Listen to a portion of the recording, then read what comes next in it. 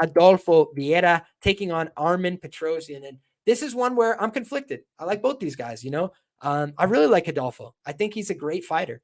The Blackbelt Hunter, I respect the hell out of his game. I model a lot of how I approach jiu-jitsu with a lot of what he does. You know, at his best, Rodolfo Vieira normally goes step 1, step 2, step 3, and it's over. I'm talking about his jiu-jitsu on the mat, purely takedown, pass, dominant position, submission attack, finish.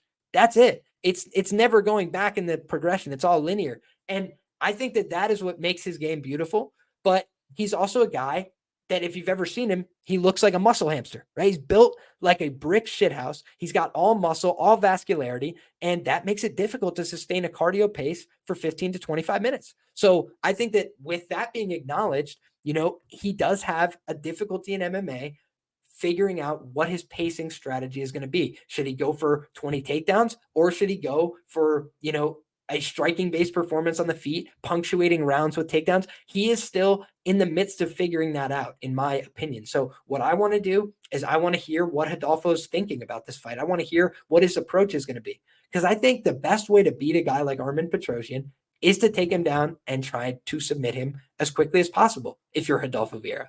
I think when Rodolfo Vieira is fresh, the biggest level gap in this fight by far is the grappling, where I think that, you know, Armen Petrosyan has shown very sound submission defense so far in the UFC, but he has not shown the most prolific grappling game. He mostly waits for his opponents to tire or waits for his opponents to make mistakes, tries to be very defensively disciplined, but he puts himself in some bad positions. He's been taken down since the Contender Series. So when I look at those things on paper, I do say to myself, you know, this is an opportunity for a guy like Rodolfo Vieira, who has one of the most dominant ground games when he gets on top, to get a takedown early and to finish somebody in the first round. And he would have to leverage his full athletic skill set. He would have to probably sell out for the first round finish. And the danger is, if he does that, he will be left out there to get killed, because Armen Petrosyan tends to keep a pretty good pace throughout the 15 minutes, and he tends to be dangerous even late on into fights. He does slow down a little bit. He's a big guy,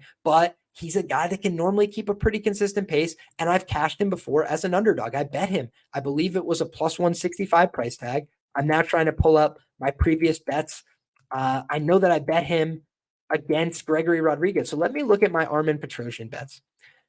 I lost betting 1 unit on Kalen Kolev on the Contender Series, but I bet 2 units at plus 150 on Armen Petrosyan and cashed that one by the skin of my teeth against Gregory Rodriguez. And I bet Caio Barajo for 2.8 units at minus 140. So overall, 4.12 units of profit at a 70% ROI on Armen Petrosyan money lines.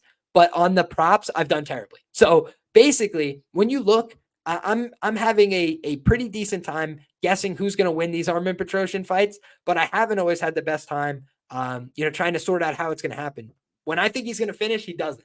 And he's gone to decision now 1, 2, 3, 4 times in a row in the UFC against the primary striker in Christian Leroy Duncan, against an all-arounder in AJ Dobson, against Caio Barajo, a primary grappler, and against Gregory Rodriguez, an all-arounder. He went to decision in all of those fights. Most of them were very competitive. So he's a guy that's kind of just been in there for every fight. You know, overperformed definitely compared to his expectations in the UFC. But that Kolev fight, Kolev gassed out, you know, experienced a cardio death. Caio Barajo just had the pace to go for the full 15. So he just audited him with the grappling. So for me, I think that that's a spot that I'm definitely looking at. Dixon says going life and death with Cody Brundage was an indictment on Vieira's MMA career and future. I feel you, but I also think that it's a tricky subject, right? Because I thought Tresean Gore is clearly a better fighter than Cody Brundage, but then Cody Brundage hit him with a big shot and the fight was over. You know, it's like, this is MMA. So you could still have a lot of inherent volatility. And Rodolfo, I think he showed a lot of heart in that fight. You know, I think he showed some toughness. I also think that Brundage showed himself to be a bonehead. That's for sure. But 4-2 record in the UFC for Rodolfo. Chris Curtis, guys, has historically good submission defense. I know that Caio is a good submission grappler, brother. I think he's a very good submission grappler. If it was a pure jiu-jitsu match, Rodolfo Vieira would absolutely own Caio Barajo. I truly believe that. And I say that with all love and respect. Rodolfo Vieira in the gi savage. Out of the gi, savage, right? Like he is a legit world-class black belt, period. Point blank, not for MMA, period. But cardio makes cowards of men, right? He was dominating in terms of the grappling positions against Fluffy Hernandez. But then what happened? He got exhausted and he got submitted. So Caio Barajo, very good grappler, but I do not think he is quite of the same level as Rodolfo Vieira. And I don't think that's a hot take either, Dixon. I think that in terms of the grappling community, I think they would mostly agree with that. Rodolfo Vieira is an absolute legend of grappling. Vieira is the best submission grappler he's ever faced. And I agree. I agree with that. And here's the other thing.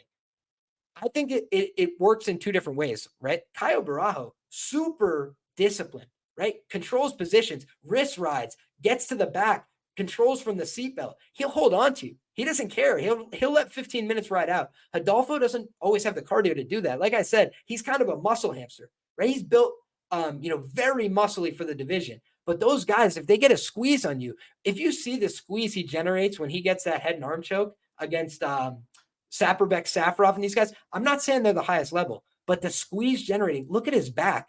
It's like a vice grip. It's a absolute terror. So I think that we've seen two guys that are very good grapplers in Gregory Rodriguez and Caio Barajo, both have good positions, but then not be very insistent on attacking for a finish because they knew I might have to fight this guy the whole 15 minutes. I'm going to have to control my breathing. I'm going to have to be smart here. And I think, again, Rodolfo Vieira, he's got choices to make here. I think if he just plays this out on the feet, it might look close, but I don't think he can win that. I think it'll look like the Chris Curtis fight.